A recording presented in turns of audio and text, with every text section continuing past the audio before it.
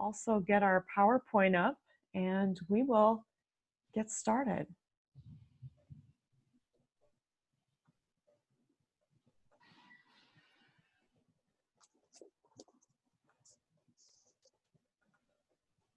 Okay, are we seeing the hand wash slide there? Okay, welcome everyone.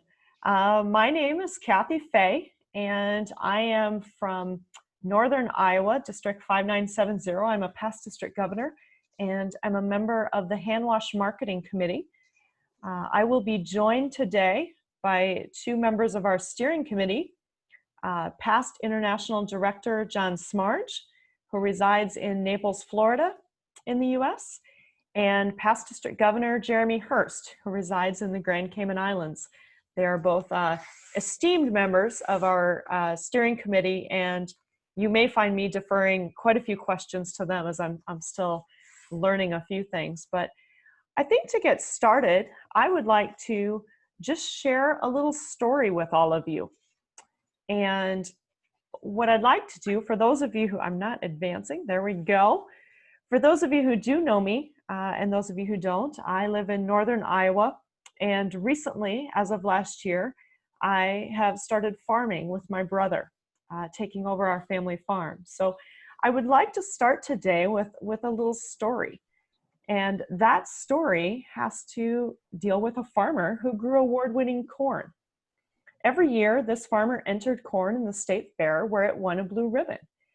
So one year, a newspaper reporter interviewed him and learned something very interesting about the way he grew his corn. The reporter discovered that the farmer shared his seed corn with his neighbors. So the reporter asked the farmer, how can you afford to share your best seed corn with your neighbors when they're entering corn in the same competition you are every year? Well, sir, said the farmer, don't you know that the wind picks up pollen from the ripening corn and swirls it from field to field? If my neighbors grow inferior corn, cross-pollination will steadily degrade the quality of my corn. So if I'm to grow good corn, I must help my neighbors grow good corn. So my dear Rotarians, so it is with our lives. Those who choose to live well must help others to live well. For the value of our life is measured by the lives we touch near and far. A country that is both, a country that is both near geographically, and I know near in the hearts of many of us, is Haiti. Let me introduce you to HANWASH, Haiti National Clean Water, Sanitation, and Hygiene Strategy. This is a multi-decade program at an estimated cost of $2.3 billion, with the audacious goal of providing clean, potable water and satisfactory sanitation to the entire nation of Haiti. So I don't always like to start with a lot of facts and figures. My goal is not to bore you today, but I think for all of us to understand the dire situation that the citizens of Haiti are faced with, I think I have to share with you a few of these. I'll admit to you that these statistics that I'm quoting today are probably the same as they were 10, 20, even 50 years ago. Only 30% of the people in Haiti have potable water within a 30-minute walk from their residence. In the rural villages where most Haitians reside, only 24% have access to a toilet. And 2 million people practice open-air defecation. So as a result, waterborne illnesses such as typhoid, cholera, and dehydration through chronic diarrhea account for 50% of deaths. Half of Haiti's water and sanitation infrastructure is simply not functioning. The country is and has been an out-of-control recipient of aid funding, most of which, sadly, only focuses on creating relief by temporary fixes to the problems that exist, rather than building the systems necessary for the country to function. The end result of this charity mentality is this: a survey of approximately 3,500 water fountains and kiosks in 2004 showed that only half of them actually work. Additionally, 40% of the wells are non-functioning or are contaminated. Charity in Haiti has failed. It is time for a sustainable solution in Haiti that can once and for all resolve their water and sanitation dilemma and serve as a true blueprint for other developing countries as well. Thanks for the great beginning, Kath. In January of 2018, we came together in Port-au-Prince, Haiti, and established HANWASH. What HANWASH is it's an umbrella that brings together 4 separate entities who are involved with the wash sector in Haiti. The first are the water and sanitation implementers. These are non-government organizations, NGOs, who specialize in providing water and sanitation solutions in Haiti.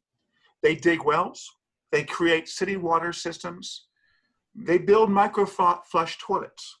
One of our most significant partners in Haiti is Haiti Outreach, and I can say on the side that the executive director of Haiti Outreach is on this call today, as is the in-country coordinator, so I have lots of pressure on me.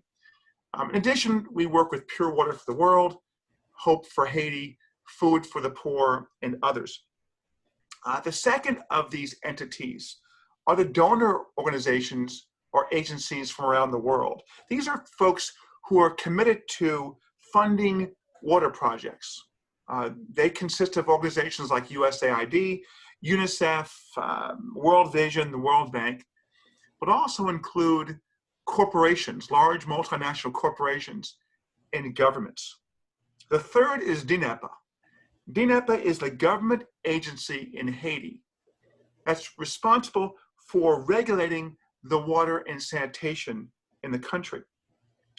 DINEPA is set up to operate outside of the politics of the federal government, and that is a very important point. Outside of the concerns or the issues that might have existed in the federal government. The people who work at DINEPA are incredibly talented and passionate people. Many of whom have master's degrees in water and engineering from major universities around the world, and these people truly care about the needs of the people in Haiti. And finally is Rotary, and Rotary works through District 7020, which encompasses the country of Haiti. It also works through the Rotary Foundation and Rotary International, as well as champion districts from around the world. Also on the call, Jan Pooley, incoming district governor, District 6940, who is coming on board as one of our champion districts. HANWASH is the organization that can bring the world players together to fix what many believe is unfixable. But why Rotary? Why can we do now what so many people have tried to do, but have failed in the past? And let me explain to you, if I may. It begins with our systematic, technically driven approach to gathering current data through community assessments, creating local, socially driven solutions that result in a community action plan. And yes, I've memorized that and have said it 1,000 times, but let me break it down to you and tell you what that really means. Let's first talk about the concept of gathering data. We use our on-the-ground operatives. They might be Rotaractors, Rotarians, or members of trusted NGOs. And they go out to the community and they use an app on their cell phone called mWater. These volunteers will walk up and they'll approach a water source. It might be a pump, it might be a kiosk or a fountain, or even a running stream. And they push a button and connect water source. Through satellite imagery, through GPS technology, it records the exact coordinates. They then test to see if the pump, for example, is functional or broken. They then test the water to see if it's poisoned or potable. They do this throughout the entire community, which establishes a baseline for which we understand the water situation in that community. We then use Google Maps, and we lay the Google Maps over top the information on water. And we know that in each resident, we have an average of 5.5 people. So now basically we understand the community. We know where the people live, if they're within 50 meters of a water source, which is acceptable. We have now done this in 40% of the country in Haiti. We are truly understanding for the first time the actual needs within Haiti. We then create socially driven solutions. There are 144 communes. A commune is much like a county or a borough or a town. We meet with the county or commune leaders. Here I am in January meeting with the mayor of Cavaillon, our first pilot commune. With me is Fritz Pierre Louis, who is a member of the Rotary Club of Léogâne and an integral part of our steering committee. I'm giving him, the mayor, a past Barry Rassin, past president tie. I've got hundreds of them. I have to give them away. What we do with the folks is we show them the assessment. Right behind me on the wall yet there is an actual photograph of the water system and the needs in Cavaillon. We talk to them about the circumstances, and then we basically ask them the question of, what are you going to do?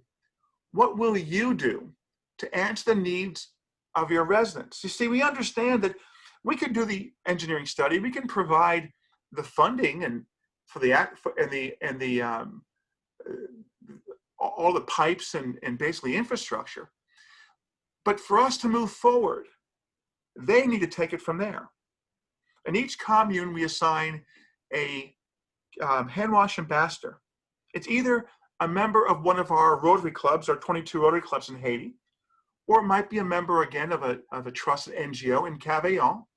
We use Dr. Robert Leger, who is a past district governor from Le Caille. And then he meets with the mayor on a regular basis and the community leaders. And they build collectively a community action plan. Finally, we are sure the process embodies the core values of HANWASH. This includes sustainability, transparency, accountability, and a thoughtfully managed pay-for-service system. And that's correct. We're not providing water to the citizens of Haiti for free. We're giving them pay-for-service water. Ladies and gentlemen, this is monumental. We recognize that our program is only going to be sustainable if both we receive social and financial buy-in by both the community and the residents. And then we establish a professional operator. In this case, it's a local bank. They collect the fees. They pass a small percentage on to DINEPA so that DINEPA can do what they need to do in regulating and pushing forward water and sanitation. The bank holds the rest for future water system upgrades and for repairs. Now, I may ask you, does this sound difficult? I'll tell you, all of this so far is the easy part. The hard part comes when we attempt to change culture. And we're changing culture in 3 different groups. The first group are the residents themselves. To get past what Kathy referred to as the charity mentality to a concept of pay-for-service system. The second change in culture is for the government, for DINEPA, for the ORPA, which is on a regional basis, as well as the local governments, that they understand it is them who must take this forward. It is the government who has to be the water and sanitation regulator and provider within the country. And the third change, and probably the most difficult one, is for the many NGOs that proliferate the landscape, offering what, if you've read the book, is referred to as toxic charity. Before the 2010 earthquake, there were 4,000 NGOs in the country of Haiti. After the earthquake, 22,000 NGOs, each of them trying to carve out a little part of Haiti, very few of them taking on the mindset of what is best for the nation at whole. I both love and hate this photograph. It was taken in January, our last trip to Haiti. It is next to a school in Lacaille. The Lacaille Rotary Club had just put in benches and desks and wanted to show us that. And they brought us next door and showed us this. Here's a water pump that doesn't work. It was put in probably 3 years ago. On the platform is a lawnmower. It doesn't work. But of more particular concern here is if you look north of the pump, that white and blue building is a water kiosk connected to the water system that doesn't work. So rather than fix the existing system, they spent probably $20,000. Some well-wishing NGO, it might be a church group, it might even be a Rotary Club, and they simply put a new pump in. This, my friends, happens every single week in every single community around the country of Haiti. We need to move past the idea of relief, and we need to embrace the concept of sustainability and a concept of providing development. Haiti needs HANWASH. Thanks, John. So exactly, Haiti needs HANWASH, and HANWASH needs you. So how can you help us achieve our audacious goals here? We really, really need you to. Firstly, we're writing a series of global grants. So we're on our second one right now for our pilot project of Cavaillon, and we've got a $380,000 target, and we're short, so we need additional funds, of course. You know, you're not at a Rotary presentation if we don't ask you for funds. But even so, we'd love if you can support that, and don't worry, going forward, there'll be many, many more. So if you can't make that one, there will always be the opportunity to support future grants. In fact, we estimate that it'll take about $2 million to complete our projects in Cavaillon alone, and the same for each and every other commune in Haiti, of the 144 communes in total. Now, only 10 to 20% of that will actually be accomplished through Rotary Foundation grants. Of course, you've probably heard that things are becoming tighter for the foundation, and that's understandable. So we have a strategy where the remaining will be funded by partnering with the other large donor agencies that John mentioned earlier on, the World Health Organizations, USAID's, UNICEF's, possibly large governmental organizations, and possibly even corporations.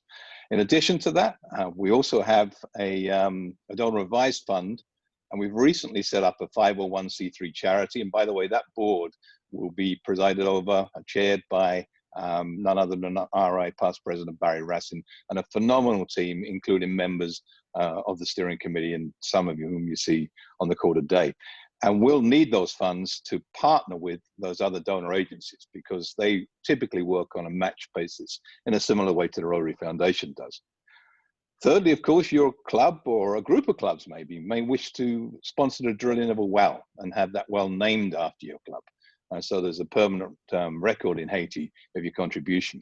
You know, that well installation, drilling, and the sustainable program put in place after it will cost around $20,000. But the key there is that part of that $20,000 will make sure that well is sustainable, and not like the one you saw in the photograph a little earlier on. In 3 years' time, we go back and see it's not working. That's the opposite to what we'll be achieving here. And by the way, Haiti Outreach has a tremendous track record in that area by delivering wells that are sustainable, and we are adopting their model in terms of how we intend to achieve this and how we are achieving this. Lastly, and although obviously it's Rotary, so we always want your money, or your DDF, but we also want something that's just as valuable, and that's your advocacy. So what does that mean? Well, within your sphere of influence, you may know people who can help HANWASH. maybe a church group, a local NGO, maybe someone who's already currently working in Haiti. We mentioned the charity earlier on that we were talking about. It's a tremendous opportunity for partnership there. So introduce them to HANWASH. We don't want to compete with them. We want to assist them. That's absolutely key. And I think one of the elements that's got us made us so successful up until now has been the NGOs, when they've met with us, have realized we're there as a trusted partner, and together the whole becomes greater than the sum of the parts when we work together. You might know an engineer or a water expert or someone who wishes to be a major donor, maybe. Anyone who wants to get involved, let us speak with them, put us in touch. This is going to be a tremendous collaborative effort. As John said, we'll be the umbrella. And if we're going to make this work, we have to do it together with partners. So let me offer you some final thoughts as well. You saw the photograph of our January meeting with John and the mayor of Cavaillon, community leaders. That's our first pilot commune. In that meeting, the mayor proudly informed us, and he actually brought a copy of his water bill with him to prove it, that not only had he paid his water bill, but 33% of the residents had actually paid theirs as well. Now that may sound like a disaster for any other country in the world, 66% people not paying, but that is a major event. It's huge. It's a major breakthrough because they'd never received a water bill before. So they never had to pay it. Goes back to the comment about toxic charity we were talking about earlier. Now, after the third month, we challenged them when we were there because they were very happy with a third paying. And we said, you've got to get higher. You've got to get to 60%, 65%. And we asked them how long it would take to do that. They said, oh, probably, someone said 5 years. And then the operator said, well, we'll try and do it in 6 to 9 months. They actually did it in 3 months. So we were over the moon when we heard that they were at 60% of the bills being paid after the third month. Now we're on our way to 90%, and we're also on the way to something that's much more important. And that's what John was talking about, that cultural change. That's what's got to happen from the ground up. And it only happens when the community sees the benefit of them paying and sees the sustainability that it brings to the program and the guarantee of clean water for them and their children as they move into the future. Another story, whilst we're in Haiti, and I think this is the great one, we met with one of the world's largest donor agencies, the World Bank, and it was our first meeting with them, and it was pretty clear when we met with their Director General that they had no idea what Rotary really was or what it does. They probably heard the name, but really didn't understand our core values or how we operate. So the Director General asked us, how long will you be here with your project? You see, he's accustomed to really witnessing any one of the 22,000 NGOs that come in with freshly raised contributions, maybe like one of those groups that built that well, doing a project and then leaving again. Now, we explained to him that Rotary doesn't do things that way. In fact, on this occasion, we're not actually doing projects. We're running a sustainable long-term program. And basically, we'll be done when we're done. When every man, woman, and child has access to clean, potable water in Haiti, that's when we'll be done. In fact, if you think about it, we've got a proven track record in this regard. Think some 35 years back to a far Asian country, the Philippines, where a group of Rotarians and a district governor had the audacious goal of eliminating polio in their country. Here we are now still at it. We will remain at it, of course, until we see the last case in the world, when the world is polio free. Exactly the same applies to HANWASH. We will remain at it until every last woman, child, and hardworking husband can go to a faucet and take out clean water and drink it and make sure that their child's education is guaranteed, their livelihood is guaranteed, and their lives are better. We left that World Bank meeting only to be asked back again just before we were about to fly out of Haiti. When we met a second time, he had understood who we are, and he offered us a grant there and then for $2.5 million to do a water and sanitation program in the commune of Terre-Neuve. Now, 2.5 million is not a lot of money when you compare it to the 2.3 billion that we need to deliver HANWASH, but it's a tremendous start. And it was so significant that he got and understood what Rotary could do in one short meeting, and within 3 days, he showed that trust in us by offering us that grant, which otherwise would not have been used in Haiti because they did not have the vehicle that he trusted to carry it forward. So we are Rotary, and he saw that we're about integrity, we're about transparency, and most importantly, we're about sustainability and impact. My fellow Rotarians, those of you here today, thank you so much for joining us. I think you'll agree this is an audacious goal. And I think you'll also probably agree that no one, and I mean no one, can take this on but Rotary. And I honestly believe, as those on this call with you here today do, that we will prevail. So I'll end this story as we began, referring back to the seeds of corn. Those who choose to live well must help each other to live well. For the value of our life is measured by the lives we touch, near and far. And believe me, we are touching lives in Haiti. Thank you so much. And God bless Rotary, and God bless you all. Thank you, Jeremy. I think now we will open it up to any questions that you may have. I don't believe I've seen any in the chat thus far, but feel free to unmute yourself and just ask if you have any questions regarding a project we're currently doing, how you can get involved, or just anything in general about the process that we talked about today.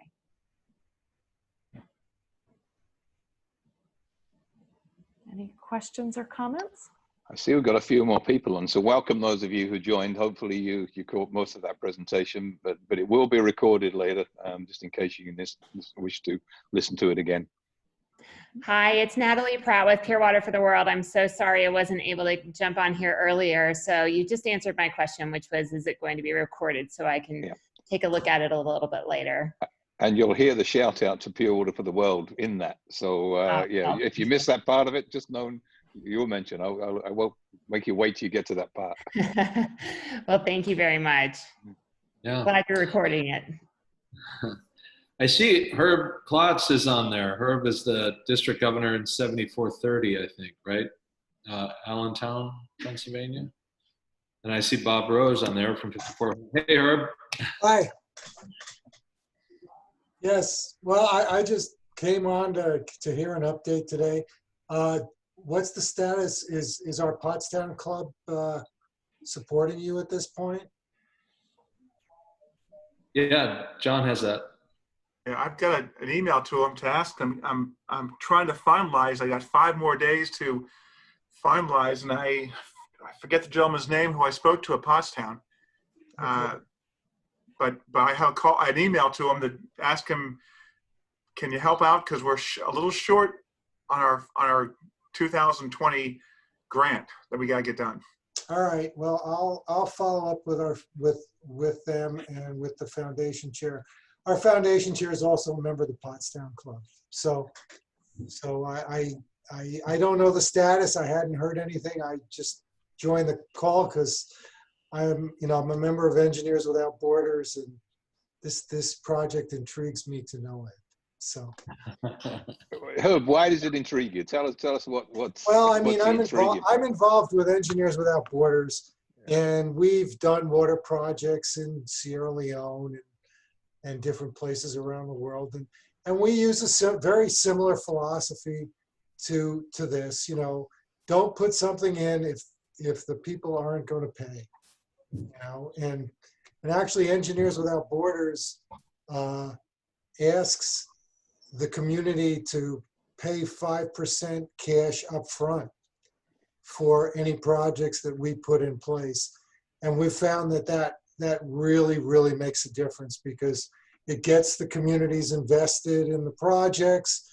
And we know we can go back 5-10 years later and they'll still be operating. So, and we do that. And so Rotary and Engineers Without Borders, in our district, we've been working together now for a little over 10 years, and very, very sustainable projects. So your approach just, rings well with me. And I totally agree with you about the broken wells and that's not just in Haiti, that's all around the world. Yeah. I see we do have a question here. It says, great project, impressive. Bob Rose asks, what happens if a family claims they cannot afford to pay? I don't have a question, but I'd like to say hello. I'm Bill Walt, and in a few more days I'll end my year as club president and go back to what I really like, and that's the international service chair. But this is Kingston in the state of Washington, USA. We're interested particularly in the project in the Southwest. I believe it's, I should have told us on Cavaillon. Because I'm particularly interested in that area. I served in the embassy decades and decades ago. But we're still waiting for a chance to put our little $1,000 into a global grant. But we're still waiting after 2 years. We still have it. I still hope to get in that because I have this lifelong interest in the country and its problems. So anyway, it's nice to be here and see all you folks. Well, Robert, I think we might have a way of you taking your $1,000 today. So John is writing notes. And yeah, if you want to tell me how to call you or get a hold of you, we have the grant that's finalizing now, and it's a great opportunity to put the $1,000 in now because as of the next Rotary year, your cash contributions will no longer be matched from the foundation by the global grants. So we can take advantage of your $1,000 and make it $1,500. And I'll be happy to call you at the conclusion of the call and see if we can't take care of that.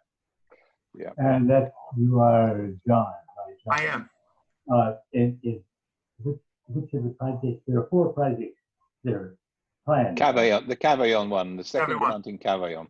Which one is the, which project yours? The Cavaillon one in Southwest Haiti, Robert.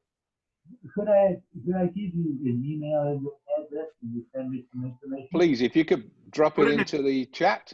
Yeah, put it in the chat section. My email address is maule, M-A-U-L-E, Rotary, at AOL.com. Perfect. We've got it. And I would be very interested in get that $1,000 out of my budget. One of the question also came up about what happens if the people don't pay. Well, first let's think about logic here, if you would.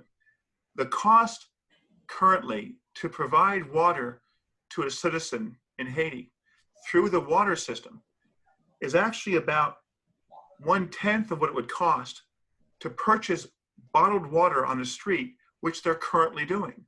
So it's actually a winning circumstance for them to pay. And so we're not finding that they can't pay.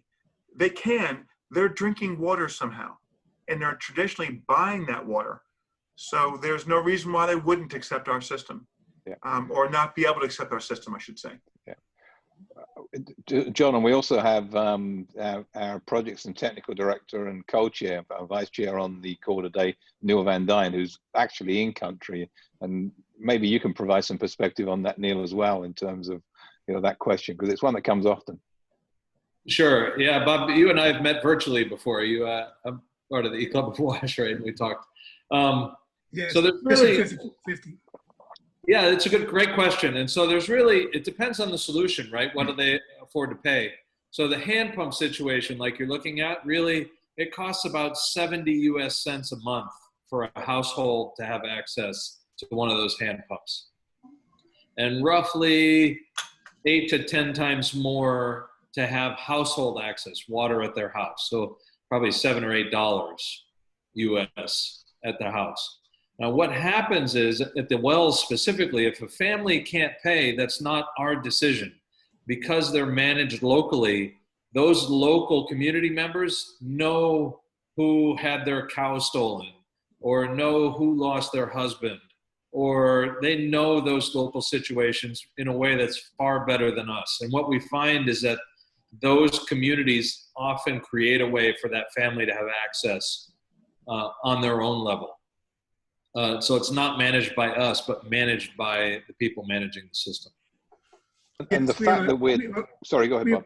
Yeah, we have a project in a small island off of Honduras, much smaller scale, of course. It's basically 6 settlements on a small island, and we face a similar thing, but we're about to get into the water distribution system. We already have the wells in, and we are having a pay monthly One of the things that our Honduran partners are saying is that just as you just said, the local water board knows the local citizens, and they will make those kind of decisions. So it sounds like it's the same thing in your project. Yeah, it makes a lot of sense. Yeah, I think there's value being one step away from the customer, from a Rotary, from a donor perspective, or for an implementer perspective, because then those difficult conversations don't have to happen. They happen with people that know the circumstances. So that I think is generally a smart strategy. Which island is it, by the way, in Upper Honduras? St. Helene. It's just east of Roatan. Okay. Yep, I know it well. They're the Bay Islands. They're very closely associated with my home, the Cayman Islands. A lot of Caymanians went down there when they were catching turtles and fish and inhabited those islands. Yeah. That's exactly right. The population on St. Helene was from Cayman and Jamaica after the freedom that the Brits did for the slaves. So that's right. Yeah. That's exactly what I've been told about the history of the islanders. Yes. Neil, I have to ask you a question. I'm seeing you, but I also see somebody else with a Neil Van Dyne name on here. Oh, I don't see it. Oh, maybe that's Omar. No, somebody else. I have to go to an appointment now. Okay. So I could give us his contact. I look forward to that email. Thanks a I'll lot. email you, Robert. Thank you. Thanks, Robert. Thank you, Thanks Robert. for your $1,000. Much appreciated. I think it's Keith. Yeah, it is Keith. He and I spoke this morning. He's the M&E specialist. So when we started the call here, I was like, oh, here's a perfect opportunity for him to learn a little bit more hand wash. And I sent him my link to the virtual the virtual presentation. So welcome, Omar. It scared me thinking, is there actually two Neil Van Dyne? That would be nice. I was thinking the same thing, actually. We could always do it. We always said we needed a clone, Neil. So I didn't realize we'd actually achieved it. So it's. Any other questions from the folks listening in today? No. Okay. If not, I thank you all for your interest in hand wash. You can definitely anytime reach out to any of us through handwash.org, or if you have contact with additional clubs that want to get involved or people, feel free to share that contact as well, and we will be in touch. And so we thank you. We look forward to the next grant that we are in the process of right now, and we hope to have an update on our projects out to all of you soon. And if you do want to be on our newsletter mailing list to get those quarterly updates, please feel free to sign up on handwash.org as well, and we will get you on our mailing list. So with that, thank you everyone for joining us today, and have a wonderful day. Thank you. Thank you so much. Thank you so much. And yes, Natalie, I will send you the recording.